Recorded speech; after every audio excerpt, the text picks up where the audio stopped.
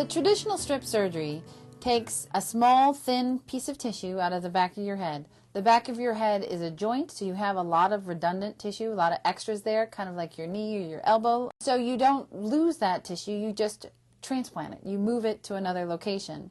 The alternative is the follicular unit extraction surgery, where you have to shave the head, and you take out the hairs one at a time. If the hair were very long, you wouldn't be able to do the surgery because you would have to thread the hair onto this tiny little tube that we use to extract the hair.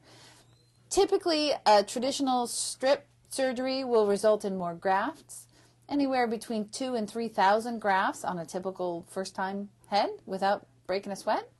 For a follicular unit extraction surgery, the numbers run more in the 1,500 range, plus or minus, 500 grafts. So between 1,500 and 2,000 grafts for a usual surgery.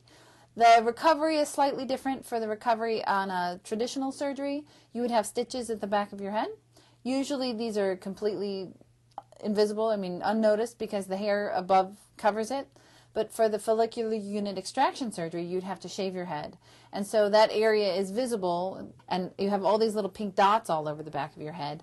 And that usually takes about 3 days to heal. But because your hair is so short, you have to wait till the hair grows out a little bit, and usually that takes 7 to 10 days.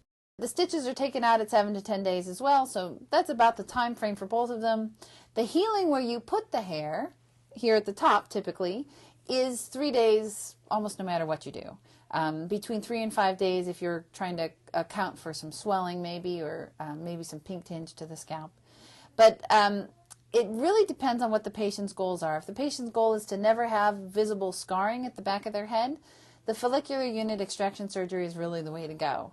If you're looking for maximizing the number of grafts and covering as much area as you possibly can at a single time, you might consider the traditional strip surgery as really your best bet.